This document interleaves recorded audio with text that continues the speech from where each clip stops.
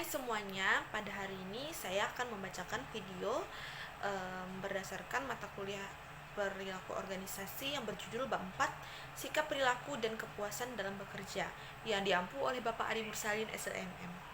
Dan seperti biasa, perkenalkan, nama saya Jessica Dwi Harni.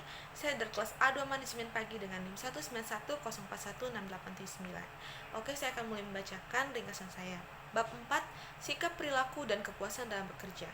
Yang pertama, pendahuluan. Sejumlah besar media-media yang populer hampir setiap hari memberitakan hasil tentang sikap. Semua memiliki suatu tujuan, yakni untuk mencari dukungan. Demikian juga halnya dengan manajemen, terutama dalam hal pengawasan. Organisasi perlu memantau para pekerjanya terhadap sikap dan hubungannya dengan perilaku. Dalam sebuah organisasi, sikap sangatlah penting, sebab komponen perilakunya seseorang bisa memiliki ribuan sikap.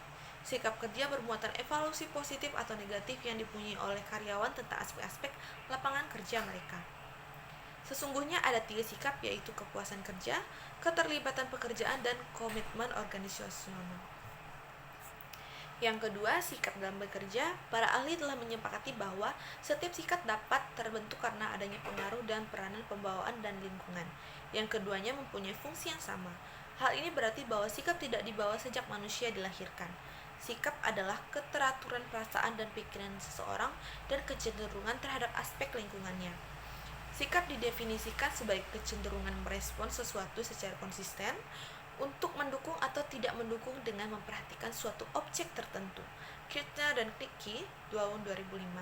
Sikap adalah pernyataan atau penilaian evaluatif penyangkutan benda, orang, atau kejadian. Purba pada tahun 2013, 2019b, Purba et al. 2019, Purba 2020b, Purba Negolan et al. 2020, Revida et al. 2020, Siagian et al. 2020, Zaman et al. 2020. Jenis-jenis sikap ada 3, yakni job certification, yaitu sikap yang menentukan kepuasan seseorang terhadap pekerjaannya. Yang kedua, job involvement, yakni sikap yang menggambarkan sampai sejauh mana partisipasi aktif karyawan terhadap pekerjaannya.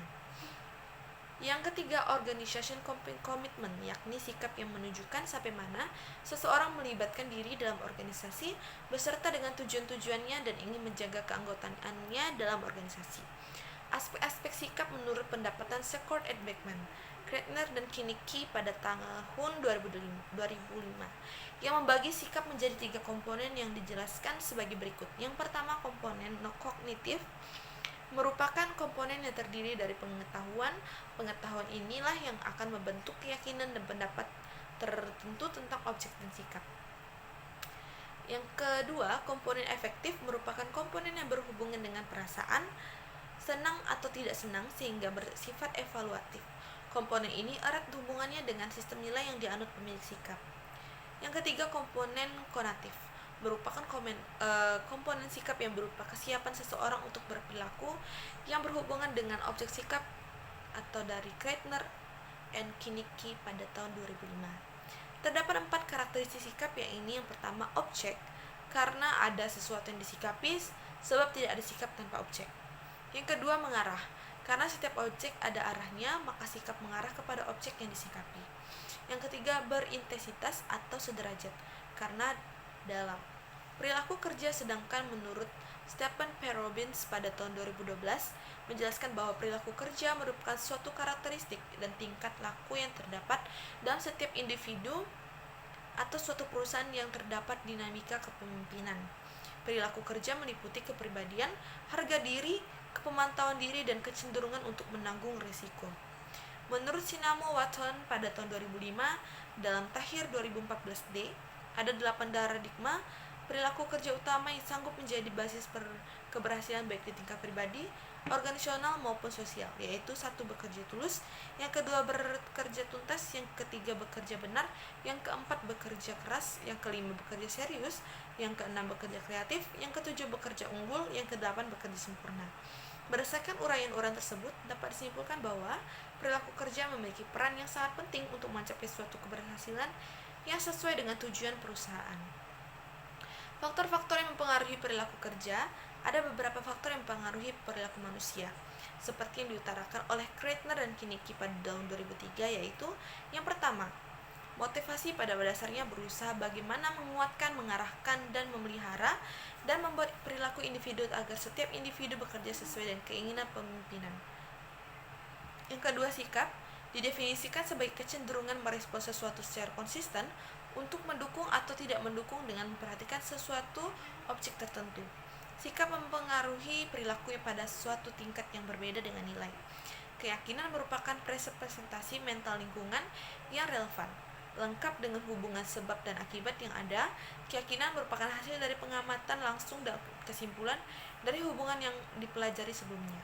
Imbalan dan hukuman.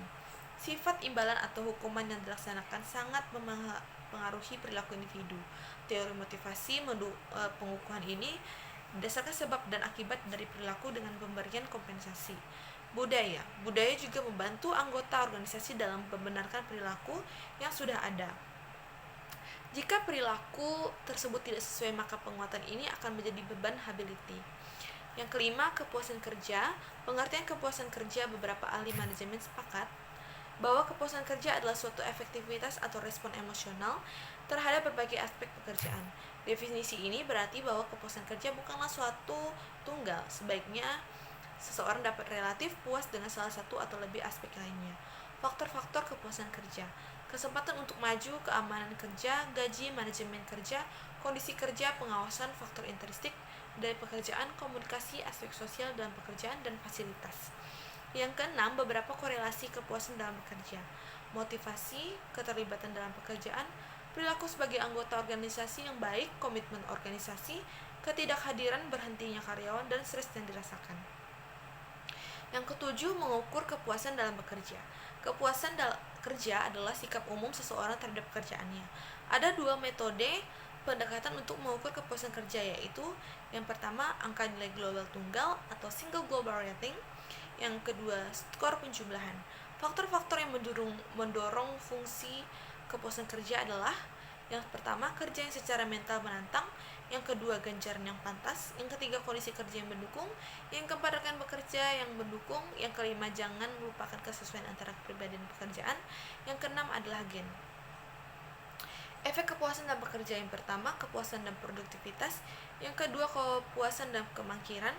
Kepuasan kerja dari suatu karyawan ditentukan oleh tingkat kemakmuran. Yang ketiga, kepuasan dan tingkat keluar masuknya karyawan. Respon ketidakpuasan yang kedelapan dalam mengungkapkan ketidakpuasan: yang pertama, exit. Ketidakpuasan yang diungkapkan lewat perilaku yang diarahkan untuk meninggalkan organisasi. Yang kedua, suara atau voice. Ketidakpuasan yang diungkapkan dengan usaha aktif dan konstruktif untuk memperbaiki kondisi. Yang ketiga, kesetiaan, loyalty. Ketidakpuasan yang diungkapkan secara pasif menunggu pembaikannya kondisi. Yang keempat, pengabaian, neglect. Ketidakpuasan yang dinyatakan dengan pembiaran kondisi memburuk. Kinnicky dan Kettner pada tahun 2003. Kepuasan kerja pada umumnya mengacu pada sikap seseorang pegawai atau karyawan terhadap pekerjaannya. Oke, sekian dari pembacaan ringkasan saya pada hari ini, dan di video kali ini saya tutup. Terima kasih dan sampai jumpa.